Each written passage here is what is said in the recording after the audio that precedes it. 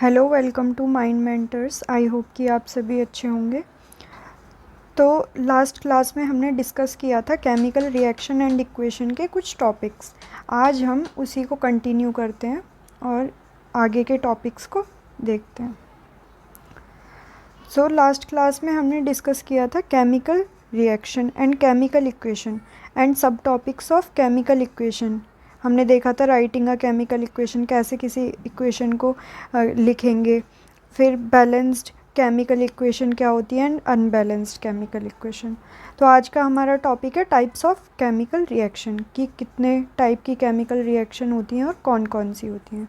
तो चलिए देखते हैं types of chemical reaction.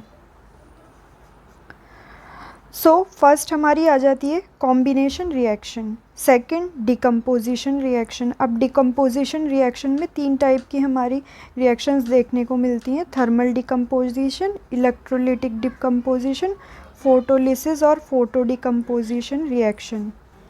After that हमारी थर्ड रिएक्शन आ जाती है displacement reaction and fourth one is double displacement reaction. Double displacement reaction के दो हम रिएक्शन देखेंगे सब टॉपिक्स में: precipitation reaction and neutralisation reaction. After that हम देखेंगे oxidation and reduction reaction and at last we will see exothermic and endothermic reactions क्या होती हैं। तो चलिए स्टार्ट करते हैं, वन बाय वन हम डिटेल में ये सारी रिएक्शन को डिस्कस करते हैं। So first is combination reaction. तो कॉम्बिनेशन रिएक्शन में क्या होता है कि हमारे जो रिएक्टेंट होते हैं, टू और मोर देन टू रिएक्टेंट्स मिलके एक सिंगल प्रोडक्ट बनाते हैं। So the reaction in which two और more reactants combine to form one product are called combination reaction. Example देख लेते हैं। जैसे लास्ट क्लास में हमने डिस्कस किया था, मैग्नीशियम ऑक्सीजन के साथ रिएक्ट करके क्या बना लेता है, मैग्नीशियम ऑक्साइड। ये हमारा किस टाइप की रिएक्शन शो करता है, combination reaction. When magnesium is burned in the air, magnesium oxide is formed. In this reaction magnesium is combined with oxygen. इस रिएक्शन में क्या हो रहा है, मैग्नीशियम ऑक्सीजन के साथ कंबाइन हो रहा है। तो फर्स्ट टाइप की रिएक्शन हमने डिस्कस कर ली है। अब नेक्स्ट टाइप की रिएक्शन देखते हैं। सेकंड है हमारे पास डिकम्पोजिशन रिएक्शन। अब हमने देखा था कॉम्बिनेशन रिएक्शन में टू और मोर देन टू रिएक्टेंट्स मिलके एक सिंगल प्रोडक्ट को फॉर्म कर रहे थे, लेकिन डिकम्पोजिशन रिएक्शन में क्या होता है, एक सिंगल हमारा रिएक्टेंट ही टू और more than two product form करता है। So reaction in which one compound decomposes in two or more compounds or elements are known as decomposition reaction। एक ही कंपाउंड हमारा सिंगल कंपाउंड और रिएक्टेंट जो है वो दो या दो से ज़्यादा प्रोडक्ट में टूट जाएगा और फॉर्म करेगा।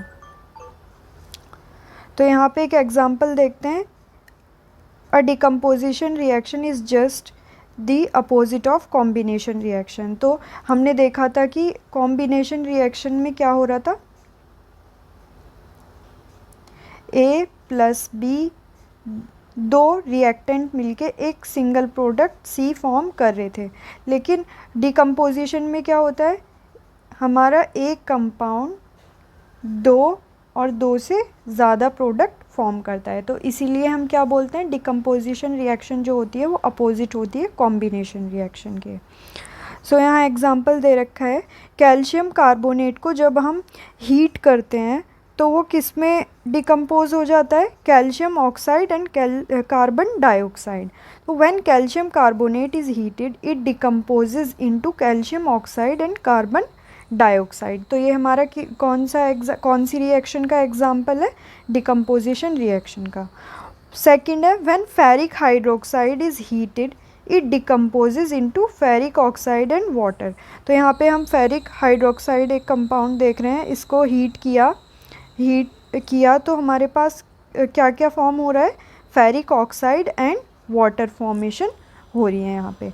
तो हमने दो एग्जाम्पल डिस्कस कर लिए हैं डिकम्पोजिशन रिएक्शन के, और अब हम आगे मूव करते हैं। सो नेक्स्ट, अब हमने डिस्कस किया कि डिकम्पोजिशन रिएक्शन क्या होती है। अब डिकम्पोजिशन रिएक्शन के 3 सब रिएक्शंस होती हैं, सब टॉपिक्स हम बोल सकते हैं। सो हमारे डिकम्पोजिशन रिएक्शन का फर्स्ट जो सब रिएक्शन आती है वो क्या है, थर्मल डिकम्पोजिशन। सो थर्मल डिकम्पोजिशन क्या होता है, जैसे कि हम इस वर्ड में ही देख रहे हैं थर्मल डिकम्पोजिशन में कि थर्मल क्या होता है, thermal means heat and decomposition मतलब ब्रेक डाउन। तो जब भी किसी रिएक्शन का ब्रेक डाउन जो होता है वो हीट की वजह से होता है, तो उसी रिएक्शन को हम क्या बोल देते हैं, thermal decomposition. The decomposition of a substance on heating is known as thermal decomposition. का एग्जाम्पल है लिड नाइट्रेट को जब हीट किया तो यहाँ पे क्या फॉर्म हुआ है हमारे पास, lead oxide and nitrogen dioxide and oxygen का फॉर्मेशन हुआ है। सो हमने थर्मल डिकम्पोजिशन डिस्कस कर लिया है। अब नेक्स्ट देखते हैं हमारा इलेक्ट्रोलिटिक डिकम्पोजिशन। तो इलेक्ट्रोलिटिक डिकम्पोजिशन में क्या होता है, हम जिस तरीके से प्रीवियस रिएक्शन में हमने देखा कि हीट की वजह से डिकम्पोजिशन हो रहा था, इलेक्ट्रोलिटिक डिकम्पोजिशन में क्या होता है, इलेक्ट्रिसिटी की वजह से डिकम्पोजिशन होता है हमारा। Reaction in which compounds decompose into simpler compounds because of passing of electricity are known as electrolytic decomposition। तो ऐसी reactions जिसमें decomposition किसकी वजह से हो, इलेक्ट्रिसिटी की वजह से, तो उन reactions को हम क्या बोल देते हैं, electrolytic decomposition reactions। This is also known as electrolysis। तो ऐसी reaction को हम और क्या बोलते हैं, इलेक्ट्रोलिसिस। सो इलेक्ट्रोलिसिस का एक एग्ज़ाम्पल है वाटर। वाटर का जब हम इलेक्ट्रोलिसिस करते हैं तो स्प्लिट हो जाता है हमारे हाइड्रोजन गैस में एंड ऑक्सीजन गैस में। नेक्स्ट रिएक्शन पे मूव करते हैं।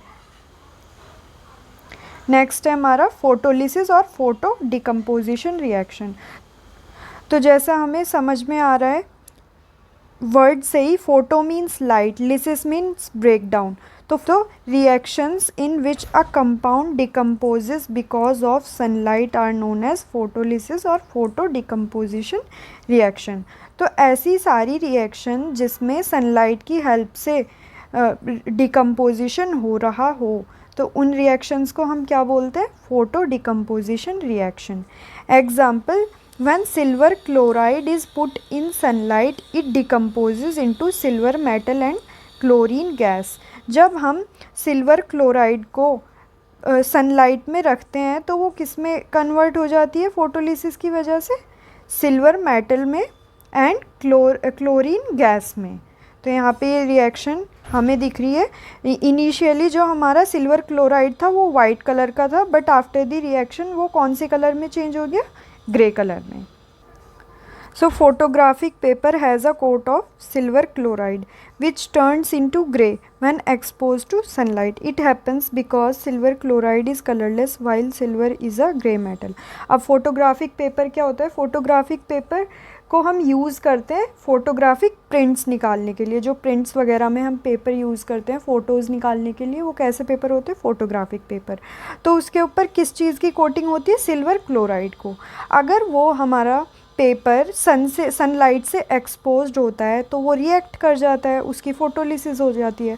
तो इनिशियली जो सिल्वर क्लोराइड है वो किस कलर का था, हमारा कलरलेस, लेकिन सनलाइट से एक्सपोज्ड है तो फिर वो किस में टर्न हो जाता है, उसका कलर कैसे टर्न हो जाता है, ग्रे कलर में, ग्रेइश उसका कलर चेंज हो जाता है। सो आई होप कि आपको समझ आया होगा। अगर आपको कोई भी डाउट है तो आप कमेंट सेक्शन में पूछ सकते हैं। So let's move to the next slide. So third आ जाता है हमारा डिस्प्लेसमेंट रिएक्शन। डिस्प्लेसमेंट रिएक्शन में क्या होता है, हमारा कोई मोर रिएक्टिव एलिमेंट जो होता है रिएक्टेंट में, वो किसी लेस रिएक्टिव एलिमेंट को डिस्प्लेस कर देता है, किस में से, कंपाउंड में से। तो उसी रिएक्शन को हम क्या बोलते हैं, डिस्प्लेसमेंट रिएक्शन।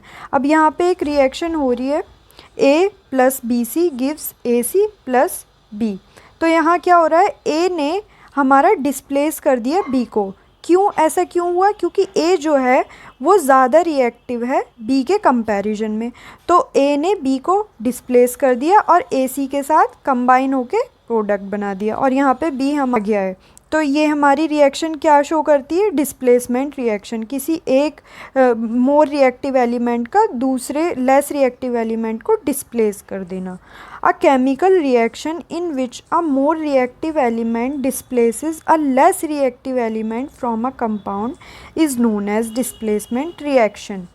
डिस्प्लेसमेंट रिएक्शन को हम क्या क्या और बोल सकते हैं, displacement reaction are also known as substitution reaction और सिंगल डिस्प्लेसमेंट रिप्लेसमेंट रिएक्शन। इन सब नामों से भी हम डिस्प्लेसमेंट रिएक्शन को जानते हैं। अब इसका एक एग्जांपल देखते हैं। When zinc reacts with hydrochloric acid it gives hydrogen gas and zinc chloride. तो हमारा जिंक HCl के साथ रिएक्ट कर रहा है, तो जिंक जो है वो हाइड्रोजन से ज़्यादा रिएक्टिव है, तो जिंक किसके साथ कंबाइन होगा, क्लोरीन के साथ। तो ZnCl2 एक कंपाउंड बना लेगा, हमारा जिंक क्लोरीन के साथ मिलके कंपाउंड बना लेगा, एंड हमारा हाइड्रोजन गैस इवॉल्व होती हुई दिखेगी हमें। तो ये हमारी एक डिस्प्लेसमेंट रिएक्शन का एग्जांपल हो गया। Second, when zinc reacts with copper sulphate it forms zinc sulphate and copper metal. Zinc हमारा कॉपर सल्फेट के साथ जब रिएक्ट करेगा तो जिंक SO4 के साथ कंबाइन होकर जिंक सल्फेट बना लेगा, एंड कॉपर हमारा एज इट इज़ यहाँ पे डिस्प्लेस हो जाएगा। तो यहाँ पे हमने 2 एग्जाम्पल डिस्कस किए डिस्प्लेसमेंट रिएक्शन के। आई होप आपको समझ आए होंगे। तो नेक्स्ट स्लाइड पे मूव करते हैं।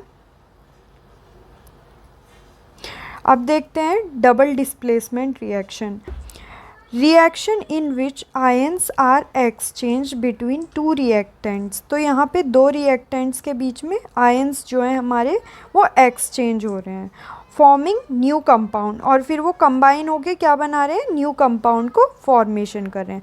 तो ऐसी रिएक्शन को हम क्या बोलते हैं, reactions in which ions are exchange between 2 reactants forming new compounds are called double displacement reaction. So I hope कि आपको समझ में आया होगा। अब हम एग्जाम्पल देखते हैं। यहाँ पे हमारा बैरियम क्लोराइड जो है वो सोडियम सल्फेट के साथ रिएक्शन कर रहा है। तो हमारा बैरियम जो है वो सल्फेट के साथ कंबाइन होके बैरियम सल्फेट का PPT बना रहा है, और हमारे पास एक सॉल्ट फॉर्मेशन हो रही है NaCl। तो यहाँ पे हमें क्या दिख रहा है कि जो बैरियम क्लोराइड और सोडियम सल्फेट है, इन दोनों के बीच में आयंस का एक्सचेंज हुआ है। आयंस के एक्सचेंज में हमें क्या क्या प्रोडक्ट मिला, बैरियम सल्फेट का प्रेसिपिटेट एंड सोडियम क्लोराइड, हमें एक सॉल्ट फॉर्मेशन होती हुई दिखाई दी। अब सेकंड रिएक्शन है हमारी सोडियम हाइड्रोक्साइड एंड HCl के बीच में। तो सोडियम हाइड्रोक्साइड क्या है, हमारा एक बेस है, एंड HCl क्या है, हमारा एक एसिड। तो जब एसिड और बेस के बीच में रिएक्शन हो रही है तो हमें क्या मिल रहा है प्रोडक्ट में, तो सोडियम कंबाइन कर रहा है क्लोरीन के साथ, सोडियम आयन कंबाइन कर रहा है क्लोरीन आयन के साथ, एंड हाइड्रोक्साइड आयन कर रहा है हमारा H के साथ कंबाइन। तो ये दोनों ये आयंस कंबाइन होके क्या बना रहे हैं, हमारा सॉल्ट फॉर्मेशन कर रहे हैं एंड वाटर फॉर्मेशन कर रहे हैं। तो यहाँ पे हमने क्या देखा, बेस और एसिड के बीच में जब हमारा रिएक्शन हुआ तो वहाँ पे क्या फॉर्मेशन हो रहा है, सॉल्ट एंड वाटर। तो ये भी हमारी कैसी रिएक्शन है, double displacement reaction. When sodium hydroxide a base reacts with hydrochloric acid sodium chloride and water are formed. तो हमने देखा रिएक्शन में कैसे हो रहा है। सो नेक्स्ट स्लाइड पे मूव करते हैं। Precipitation reaction. अब डबल डिस्प्लेसमेंट रिएक्शन का ही ये पार्ट है, precipitation reaction and neutralisation reaction. Precipitation reaction in which precipitate is formed, ऐसी रिएक्शंस जिनमें प्रेसिपिटेट फॉर्म होती है by the mixing of the aqueous solution of two salts, जहाँ पे दो एक्वस सॉल्यूशन मिक्स हो रहे होंगे दो सॉल्ट्स के, और वहाँ क्या होगा, एक प्रेसिपिटेट फॉर्म्ड होगी। तो ऐसी रिएक्शंस को हम क्या बोलते हैं, प्रेसिपिटेशन रिएक्शन। सेकंड है neutralization reaction, the reaction in which an acid reacts with base, एक एसिड बेस के साथ रिएक्ट करेगा to form salt and water by an exchange of ion. क्या बनेगा हमारे पास, एसिड जब बेस के साथ रिएक्ट करेगा एक सॉल्ट फॉर्मेशन होगी और वाटर फॉर्मेशन होगा। ये कैसे होगा, आयन का एक्सचेंज होने से। तो ऐसी रिएक्शन को क्या बोलते हैं हम, न्यूट्रलाइजेशन। हमने लास्ट स्लाइड में देखा था हमारे दोनों टाइप की ये रिएक्शंस। यहाँ पे प्रेसिपिटेशन रिएक्शन हो रही थी, BaCl2 एक्वस Na2SO4 के साथ कंबाइन होकर बैरियम सल्फेट का प्रेसिपिटेट बना रहा था एंड सॉल्ट फॉर्मेशन कर रहा था। सेकंड में हमारा बेस एसिड के साथ कंबाइन होकर एक सॉल्ट बना रहा था एंड वाटर फॉर्मेशन कर रहा था। तो यही दोनों कौन से एग्जाम्पल होते हैं हमारे प्रेसिपिटेशन रिएक्शन के एंड न्यूट्रलाइजेशन रिएक्शन के। सो आई होप आपको अभी तक सब अच्छे से समझ आ रहा होगा। सो आज का हम डिस्कशन यहीं तक रखते हैं, बाकी के टॉपिक्स एंड रिएक्शंस हम नेक्स्ट क्लास में कवर करेंगे। So thank you for watching.